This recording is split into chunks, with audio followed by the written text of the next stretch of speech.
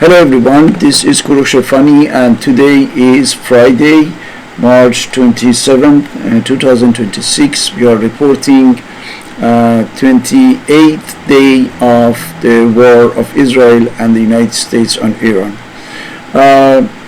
We know that President Trump yesterday announced that the attack on the infrastructure or the power plants had been postponed for 10 days to the April 6th.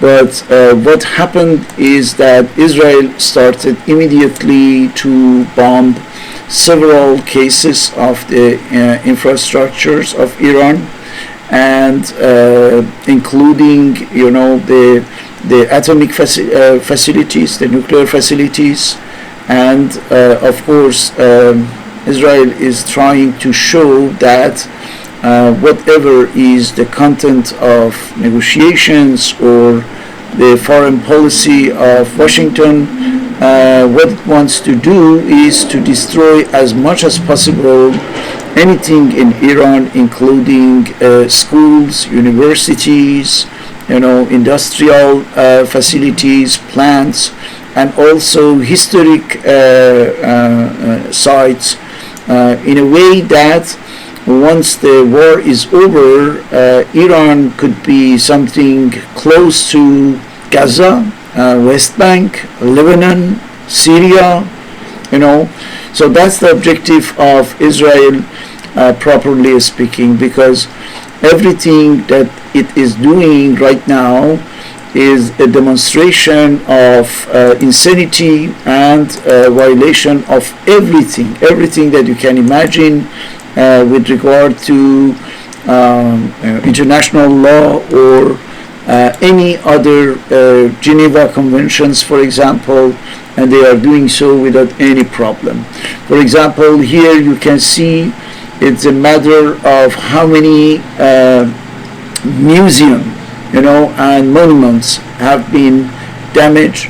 100 museums and monuments damaged in U.S.-Israeli attacks on Tehran. Just in the capital, 120.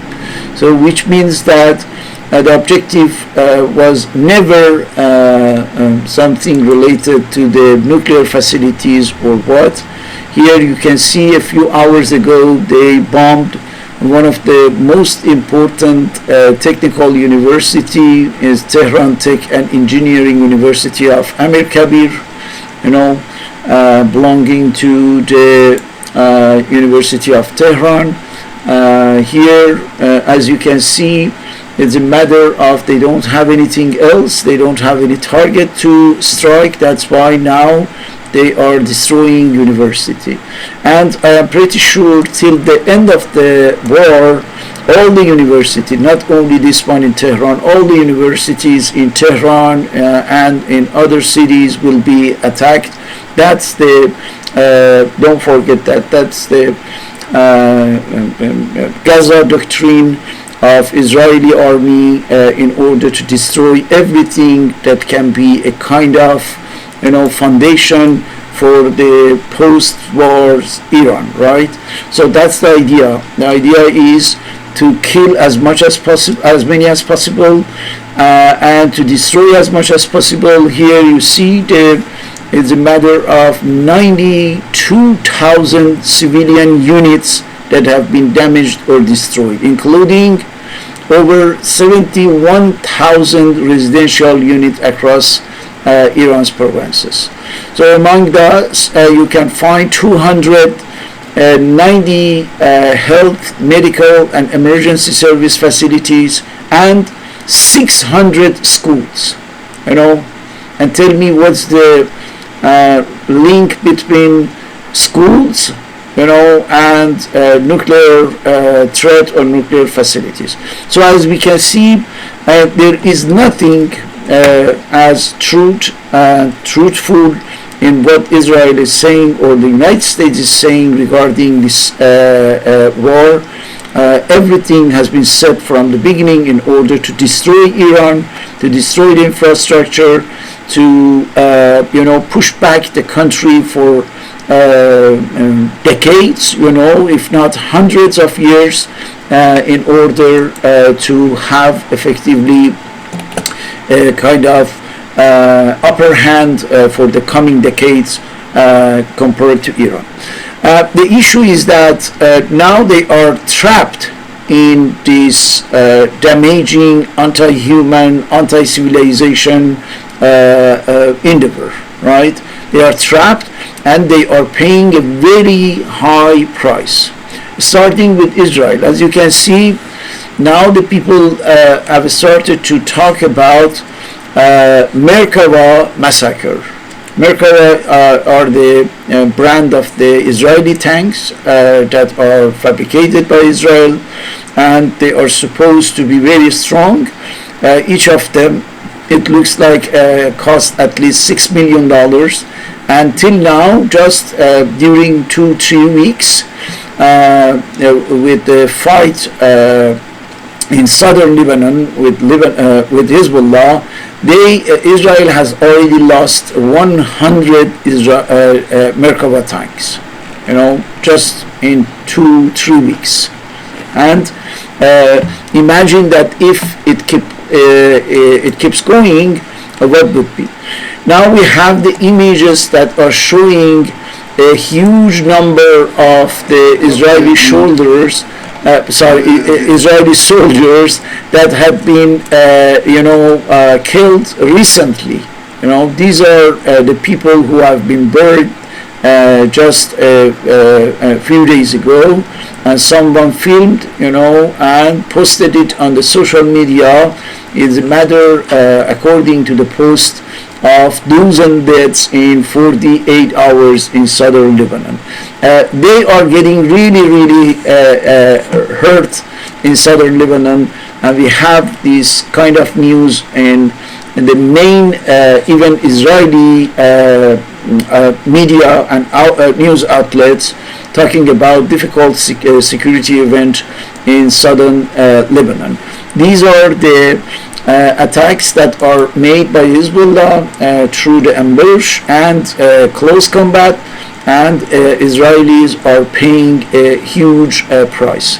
So some part of the Israeli youth don't want to go there. As you can see, these are the people who are refusing the draft paper that they receive in order to go to Israeli army and kill the Palestinians, Lebanese, and so on. They don't want to do that, and this is a kind of social resistance that we have right now in Israel. So I told you, according to the Chief of Staff, the Israeli Army Chief of Staff, the IDF is on the verge of collapse, right? Psychologically and also militarily, because they cannot really fight in several fronts just by a limited number of soldiers that are there for months and months, and it's impossible. So Israel is becoming, as I told you, according to some sources, the most hated country in the world right now, in such a way that even the states are trying, to take distance from Israel. The last case is the case of the Eni energy, company, Italian energy company, that is withdrawing from Israel's illegal offshore operation in Palestinian waters. As you know, that the Gaza war was only to put an end to the existence, according to Israeli, to the existence of a possibility for an independent Palestinian state, so that they can take over one of the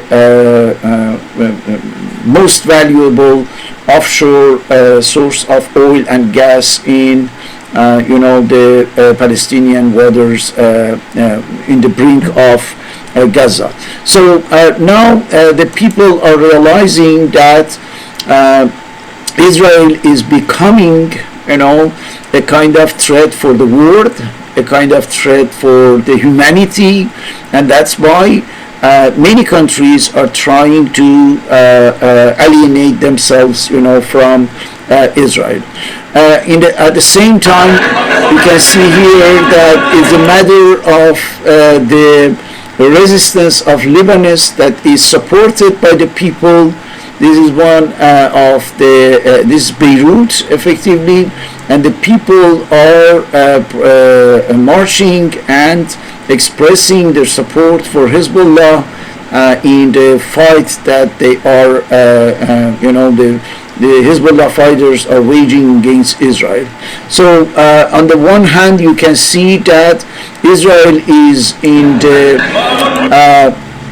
the verge of kind of disintegration of the social fabric of society. Many people more and more are trying, to just get off Israel.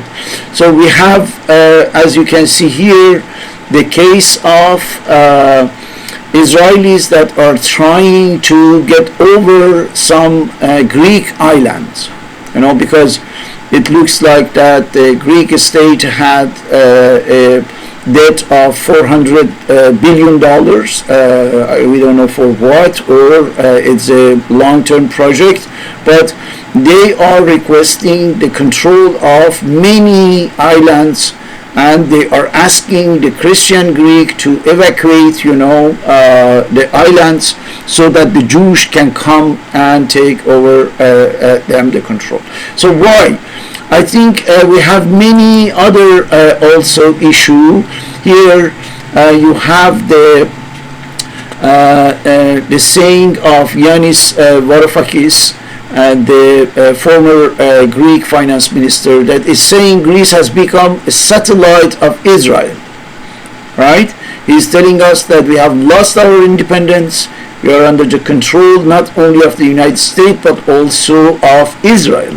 And it's very significant because Israelis right now are getting the awareness, a kind of implicit consciousness with regard to the no future in Israel.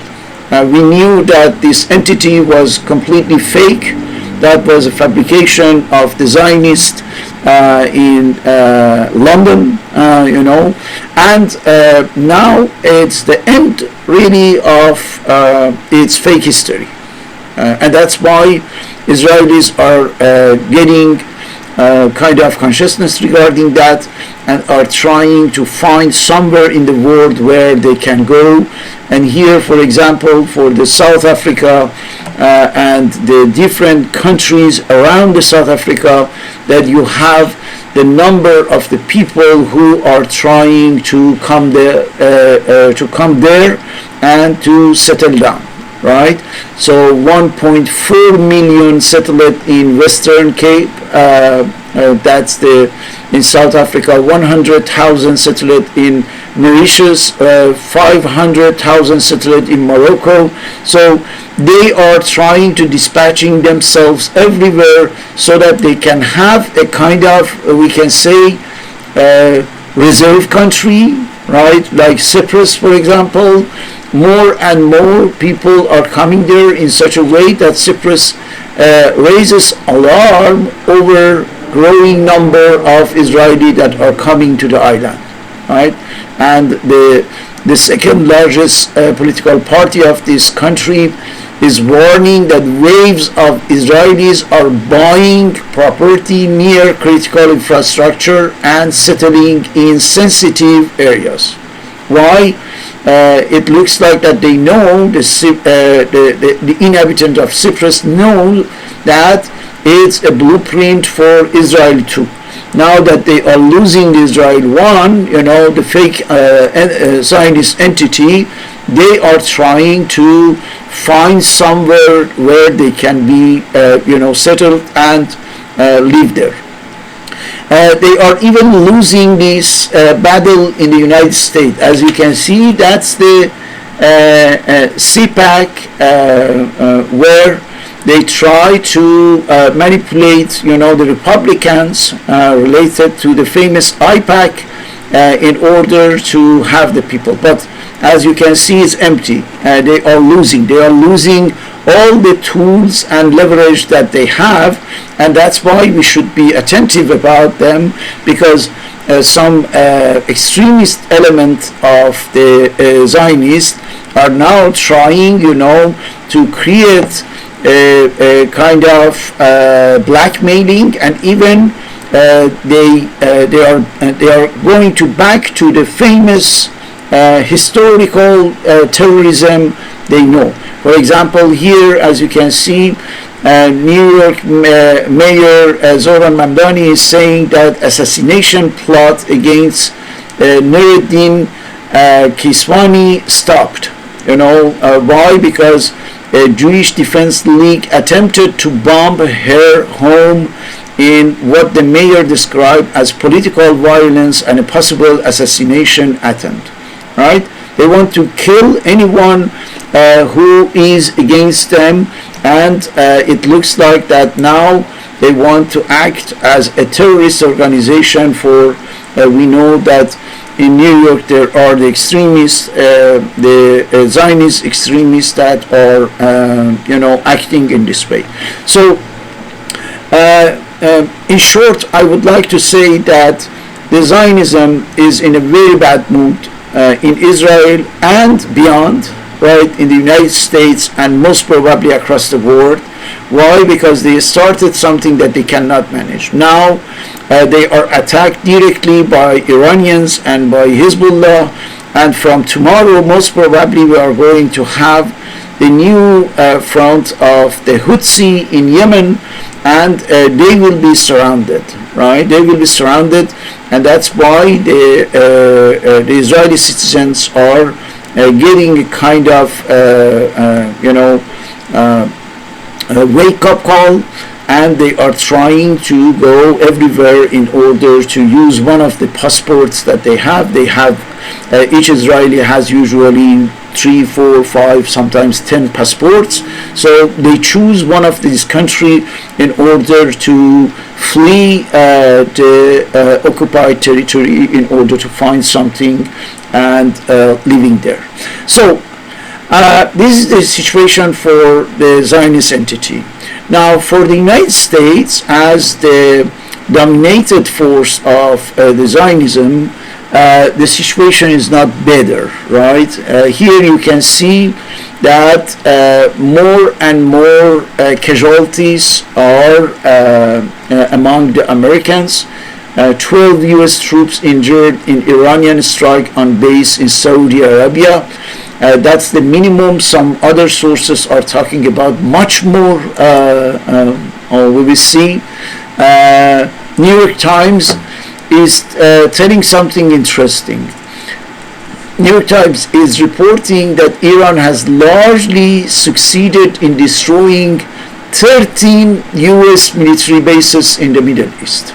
It looks like that as a total they have something like 15 in the Arab Gulf, in the Arab countries of the Persian Gulf, and now it's an estimation that since the World War II, and the damages that had been done by the Japanese Empire, no country could cause as much as damages to the U.S. military bases in the world. So after almost how many years? 80 years now, Iran for the first time is hitting all the bases of the United States in the region. So this is the result, of the miscalculation. Here, that's the formulation of the New York Times. Since World War II, no country has succeeded in destroying American military capability as much as Iran has. So with that, we can we can have an idea about if one day United States want to fight, for example, Russia or China or North Korea, what would be the fate of the American military machine. Because if you put aside the possibility of using the nuclear war, the nuclear bombs. Otherwise we can see that militarily speaking, the United States is not able really to defend itself. That's why here is a matter of billions of dollars in U.S. military equipment that have been damaged or destroyed since the start of the U.S.-Israeli war on Iran. Just by using some missiles, Iranians are, causing billions and billions of damage. We don't know exactly how much, because some unconfirmed sources are talking about the possibility of attacking on the American ships, and most probably some of them have been sunk, which means that billions and billions just for one case of transport ship or these aircraft carrier. So that's why we can see that on the one hand you have Israelis going down, Israeli really falling apart, and on the other hand you have the United States with all these damages that are not really easily reparable. Now, let me show you something that is coming from one account of X that is specialized in the defense. It's talking about satellite imagery appears to confirm a U.S. Air Force KC-130 strato tanker, has been destroyed, and several others. These are the airplanes that they use to fuel, the jet fighters. Has been destroyed, and several others possibly damaged as a result of an Iranian attack earlier today, utilizing what? Ballistic missiles and drones. Where? In the Prince Sultan Air Base in Saudi Arabia. So here really we are talking about billions and billions of dollars if this information is verified, and we have that. So this is just the military aspect, right? And if we take a look at what is happening for the finance, as you can see here, the estimation now is set as $5 trillion. $5 trillion for these few weeks. This is the financial damage of the finance sector in the United States. Banks, stock markets, and so on. 5 trillion wiped out. So we are talking about almost 1/8 of the whole national United States national debt, right? So if we imagine that one part of this would belong to government, most probably easily we are very soon go over $40 trillion for the national debt. And these are the private companies, but don't forget that once they are losing money, of course, government, U.S. government and U.S. Treasury will lose money. So that's why there is a real mess in the United States right now, in such a way that we have more and more people who are really angry everywhere. For example, among the people who are supposed to go wage war for the Israeli account, for the Israeli advantage, on behalf of Israel, but by using everything, including the life of the American soldiers. So it's saying U.S. marine and sailors are actively revolting. There is a revolt among them. Troops in the 31st MEU and on warship headed to the Middle East are filing emergency consciousness objector claims to stop their deployment. So it's a matter of fleeing the war, getting away from the Trump's war, because they are talking about Trump's war, which means Epstein file, right? Which means Epstein class war. They don't want, So that's why they filed for conscientious objectors, just to be, not to be sent in the battlefield. So that's the idea. The idea is that Americans are realizing that nothing is going as they wanted, where and when they were voting for President Trump, right? This is what is happening. Here, for example, there is another estimation for the S&P having lost something like $4.8 trillion in market cap. Since when? Since the U.S.-Israel war started. Just that.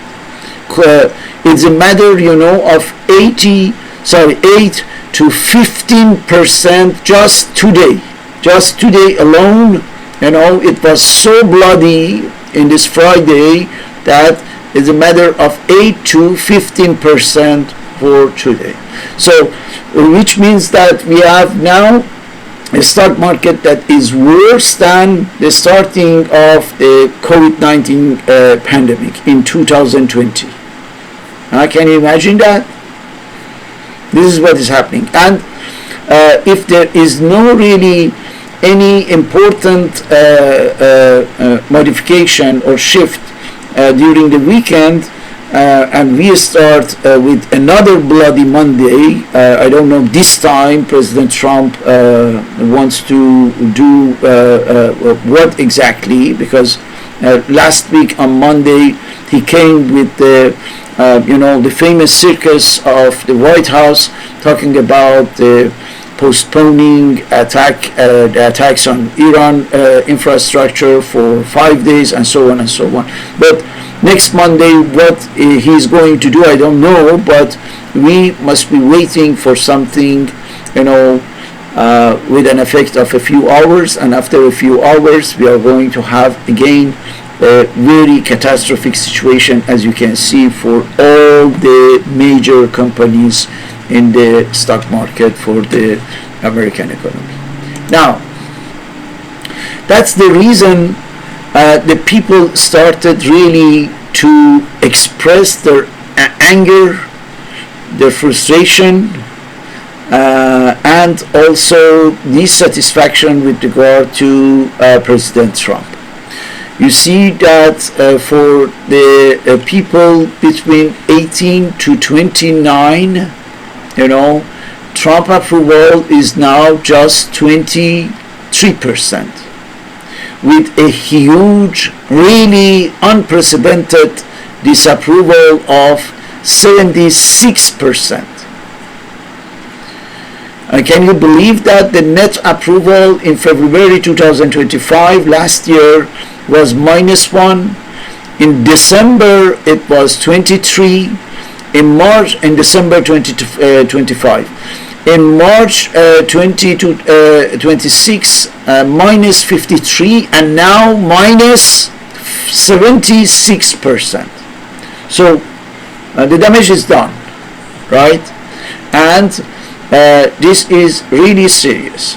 So that's why I would like to dedicate the second part of my presentation to what is going on in the United States right now, and the serious impact of the war over American society, over the Trump administration, and the risk that we are going through in the coming months.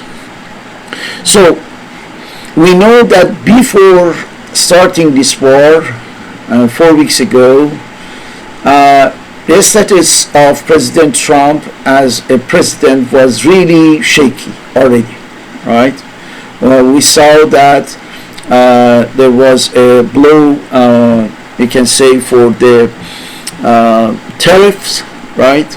We saw the scandal of Greenland. So everything was kind of in disorder already. So the war that had been ordered by his boss, Netanyahu, because of the Epstein file, was really something too much. Extremely unpredictable for some, but predictable most probably for Trump himself, because he knew that he has been brought into the White House in order, to carry out with all of this, including attack to Iran, and also, if necessary, going to nuke Iran, right, at the end of the day. You remember we said that President Trump accepted this mission to destroy America, to put an end to the hegemony of the United States across the world, or to getting really millions and millions of Americans to the hell, only and only for one thing: power, and through the power getting more and more wealth, right? Look at what we have here as proof. This is Donald Trump's net worth, okay, according to the Forbes 2026 billionaires list. So in 2017, 16-17, he had 3.5 billion net worth. At least theoretically, we know that it was completely fraud and everything, but let's say that then is 3.1, and at the end of his presidency in 2020 is 2.1, okay? And during the 4 years of Biden presidency, he is around that number more or less. And when he restarts, the second term is $2.3 billion. And just during 1 year, not more, 1 year, he got to $6.5 billion. For the first time in his life of corruption and fraud and embezzlement and so on, he got to that level of net worth. So that's the deal, that's what Trump wanted in order to sacrifice the United States, for Israel, for Netanyahu, for Zionists. This is the only thing that he wanted. Beside, of course, show off, acting as a clown, and going ups and downs in the circus that is called White House. But the main objective was this one, to the detriment of the American people, to the total detriment of the American social life, economic life, 401ks, retirement, saving, and so on and so on. Now the damage is done. And with this war, not only we are going to have the intensification of every causes of dissatisfaction before war, but we are going to have this incrementally, which means it's not a question of just one, let's say, wave of increase. It will be continuous for coming years. People are talking about the things that are horrible. Even I saw in this article of Financial Times, look at this: the global food crisis unleashed by the war. Okay, and in one part of this article, you can read about what is going on in the United States, and the people are going to have a huge soar of prices of food here in America. You know, so middle class, working class, and everyone. And CNN was even talking about that is unbearable for the rich people. You know, for those who have above $1 million income per year.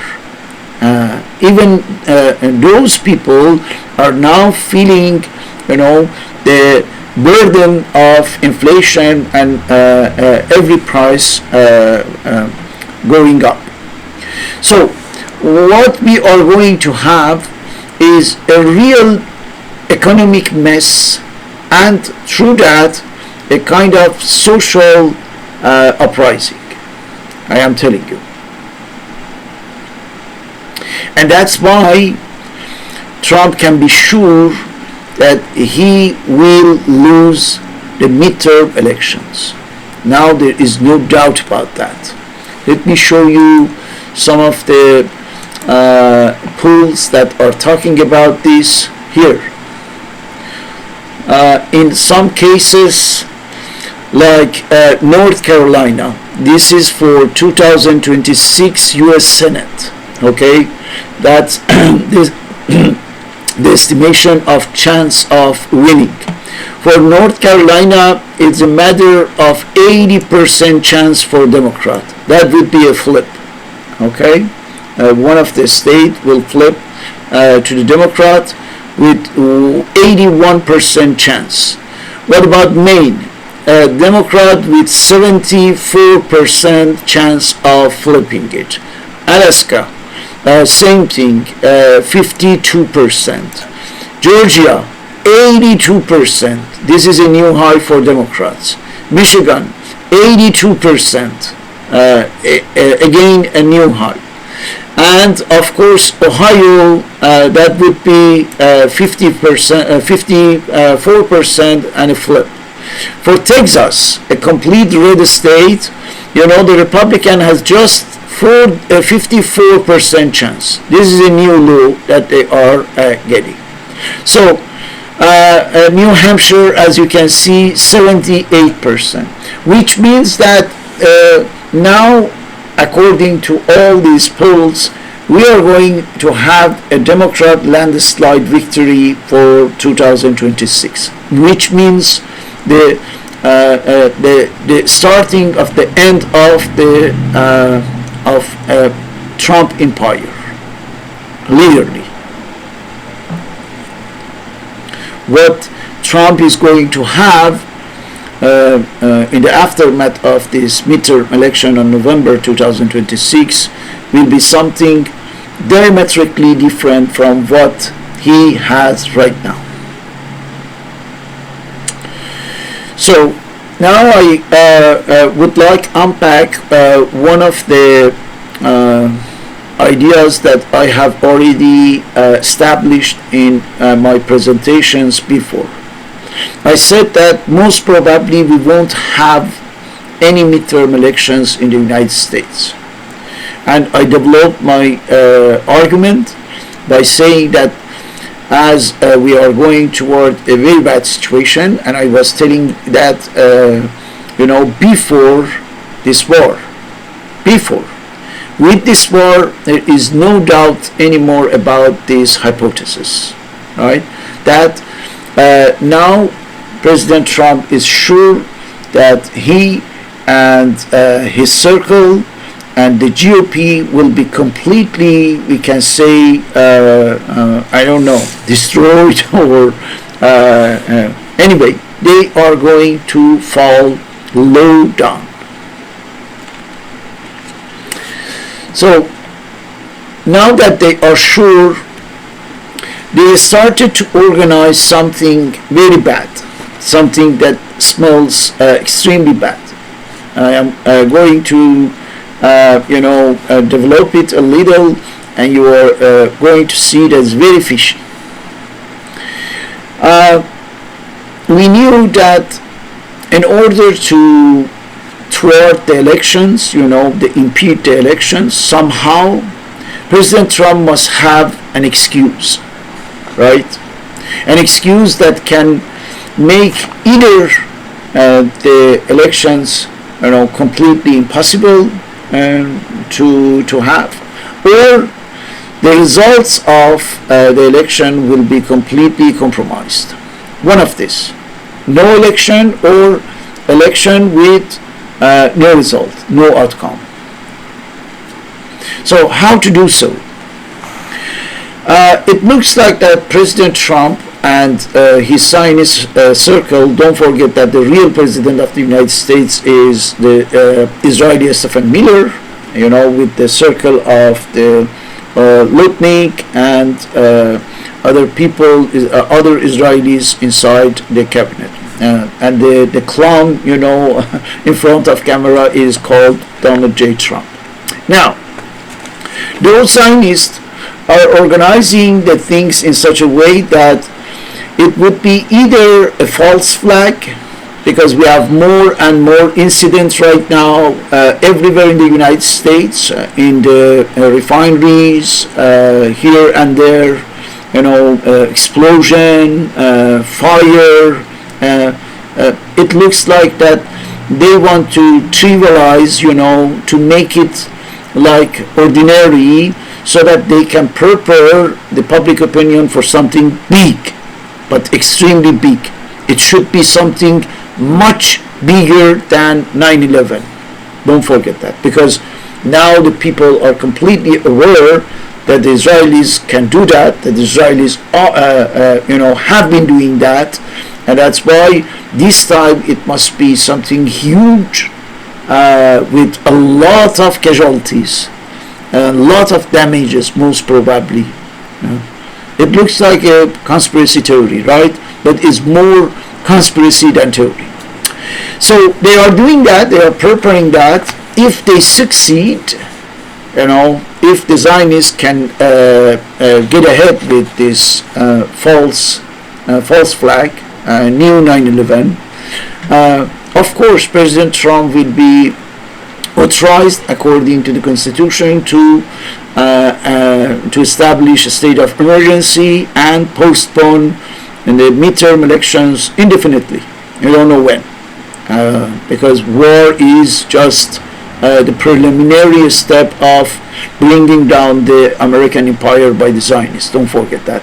It's not the whole thing, just a part of that. It's a portion of the plan. Now, if they can do it, of course they do, and there won't be any election.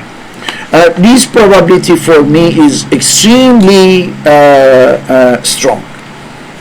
But in case, for any reason, they cannot or they don't want to do so, by precaution or whatsoever, they want they want the elections take place in such a way that there won't be any credibility for the result. Democrats will be angry because they will protest regarding the results. Republican will announce themselves winner, and we will see that at the end of the day, it's a matter of the completely false results that will be announced by President Trump, by Senate, by the authorities, and at the end of the day, it's a matter of keeping majority in the hands of the GOP, something like that. It looks like the magic, but it's possible that they organize it. Now, for doing so, they need effectively an election that could be substantially, fundamentally corrupted, as I said, compromised. How to do so? One of the ideas is to bring army, bring the army and install them on every voting sites, so that the people are intimidated, people are afraid, and they don't know what's going on, and they create effectively some scenes here and there, theatrical situation where at the end of the day people don't know what exactly has happened, and that's why when the results, the final results come, nobody can protest that, right? Because everything will be under control of the army. That's the initial idea of Stephen Miller and his team. But there is a little issue with that. The issue is here. The Post says in a stunning House hearing, top commanders confirmed that they will not follow Trump's unlawful orders to deploy troops at polling places. Okay? The line has been drawn. All right. That's something known to the Americans, because we have already the case of, you remember, Stephen Miller in the first term of presidency, that showed a kind of disobedience with regard of what Trump was asking from him to bring the army for the losing elections of 2020. So now the army, in the same line, in the same tradition, is getting distance from any politician's plot that can put in question the foundations of the American democracy, which is a very good sign. That's a very encouraging sign that they are disciplined, that they are committed, and they are loyal to the American Constitution, the legality of the role and the function of the army. But Stephen Miller and Zionists are predicting that. They knew that it would be hard to bring the army, the conventional U.S. army, into this dirty Zionist plot. So that's why what they did, they created an army. They created a private army, the private army of Stephen Miller. They created this paramilitary force, which is now a military force, not anymore paramilitary, because they gave it everything that was necessary for. They did it at the best of fighting immigration, illegal immigration, and so on. This private army, which is a branch of IDF, under the leadership of Stephen Miller, is called ICE. Okay? The famous ICE. The paramilitary force that had never existed in the contemporary history of the United States and is completely unconstitutional, but President Trump supported that, and the GOP funneled something like $7 to $75 billion to this private Israeli army of Stephen Miller, that is the American branch of IDF, ICE. And the bad news, guys, is that ICE is coming, ICE is coming in the police stations, and they will be there. Here it is. This guy, another puppet, another puppy of the Zionists, Deputy Attorney General, endorses sending ICE agent to voting sites. Here we are. You see, when we predict something, our audience can ask, but how we can conceive that, how we can imagine that. This is how. This is the news of yesterday, March 26. The ICE is coming to the voting station, and the Republicans are trying to, find a kind of law, creating a kind of legislative framework in order to justify that, and you have now many news with regard to that. ICE agents have been deployed to airports. Are the polls next? Blue state push to ban ICE at the polls amid federal voters' intimidation fears, right? Deputy AG back sending ICE officers to the polling station, right? So they are preparing. And don't forget that we are just at the end of March and we are talking about November. So plenty of time for ICE and IDF to prepare, to train these people. We are talking about something between 50,000 to 100,000 agents that will be there and that will be extremely intimidating with a very clear mission, acting in such a way that there won't be any normal elections, taking place in the polls station.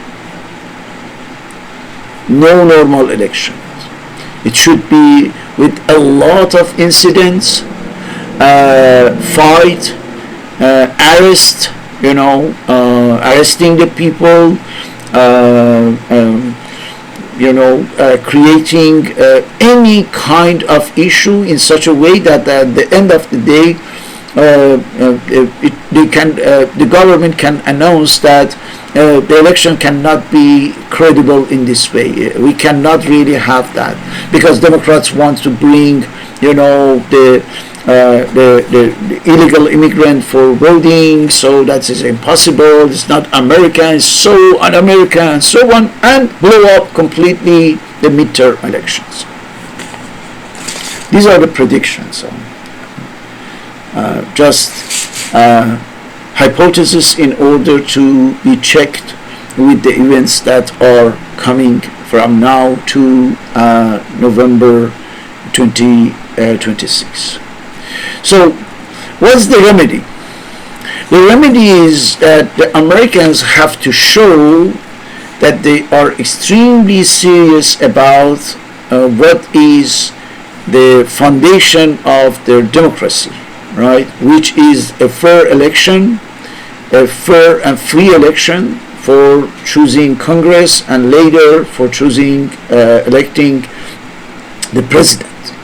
The American democracy is kind of summarized, we can say, in the free election, in the fair and free elections. If there is not that, I don't know what we can talk about as American democracy. What does it mean exactly, democracy, when there is no election? It would be something like North Korea, right? So the American people have to show real force. That's why that event that you see in the background, No King March tomorrow, is really maybe one of the rarest opportunities of the Americans to show that they are really, really serious about that. So I saw that, for example, USA Today is talking about, as you can see, March 28, No Kings protest could be largest in US history. If it's the case, that would be very meaningful. There are some 3,100 events that had been planned nationwide, okay? And if there is a massive presence, we are talking about, an immense number of the people that must be present there. We are talking about an extensive presence of everyone, from all walks of the life in this march, in this protest. So what will happen if we have this? In order to summarize it, I created, this scheme here. Americans have to make a demonstration of the social power in order to preserve the social peace. Social peace means, elections, democracy, freedom of speech, and so on and so on. Constitution, American Constitution, right? And they have to show really this social power, this massive presence of American in front of who? In front of Zionists. The Zionists that took over the White House. They have a puppet that is president. They have a real president, Stephen Miller, who is on the direct order of Netanyahu and other Zionists, of course, and all of them under the control of the Zionists of London, Rothschild, the Zionist network. Because what they want is this one, destroying the American democracy through Trump and his corrupt administration. This is what they want to do. And if there is not really a massive presence of the Americans in this force, in this demonstration, I call that show of force. This is what it is. The Americans have to show force, to show social force, social power. They must demonstrate that they are serious about defending their rights, their citizens' rights, their constitutional rights. If they can do that, they can thwart, they can neutralize the Zionist plan. Of course, the Zionists will be looking for a false flag in order to, upside down everything, because they want to bring everything in the United States to, let's say, the utter chaos, to the huge distress, creating troubles across the country in such a way that the elections even become impossible. But don't forget that United States is supposed to, have several responsibility for the World Cup 2026, then later for Olympic Games of 2028. So there are many responsibility on the shoulders of the Americans with regard of international community.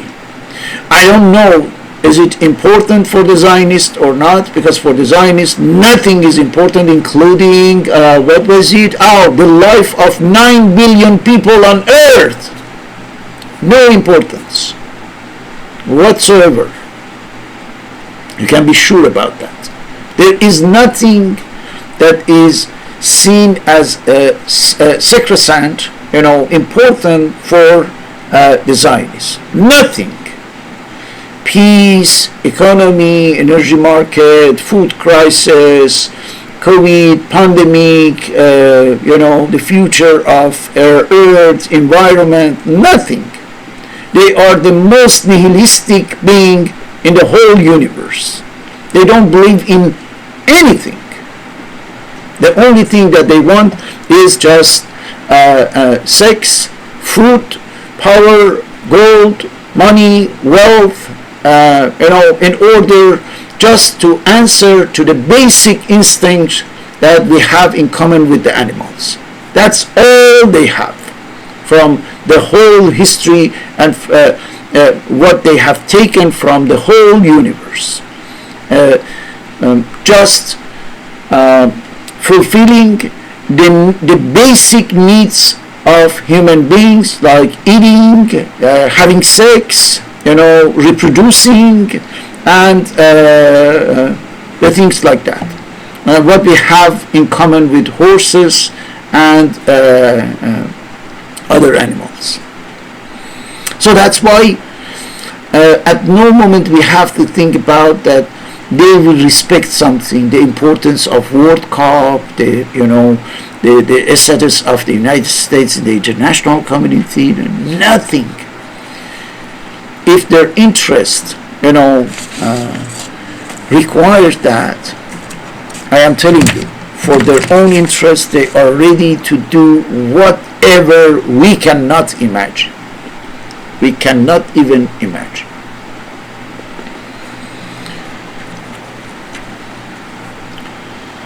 That being said, I would like to conclude with this simple idea that nothing is predeterminate. Okay? We are not predeterminist. I refuse always for anything with regard to here or elsewhere the idea of predeterminism. Our future, our fate is in our hands. If we organize, if we are active, if we get awareness, if we know exactly what's good for society, for humanity, and we stick at that seriously, then we would be able to input, to abstract any plot, any nasty Zionist plan or whatsoever. We would be able to do so if we are aware, if we are determined, if we are serious, and if we are organized and active. So that's why tomorrow it's very important. It's a very good opportunity, to participate in this No King March and be massively present everywhere we can in order to show that we don't let the corrupted Epstein file, the pedophiles, to destroy the United States, destroy the American democracy, destroy the American society. Okay, this is what we have to do in order to show that we would be able. Look, I saw a very interesting post talking about that, and the guy is saying this: we don't do kings in America, we don't do dictators. Tomorrow, March 28th, show up at No King's March and remind Trump who this country belongs to. The people, the American people, right? So that is a very good opportunity, and that's my recommendation, as the recommendation of many others, to be actively present and show effectively the force. Tomorrow in my program, the War Report, I am talking about that also. We will see the result, and we will make a summary of that. Thank you very much, and good luck for tomorrow. Bye-bye.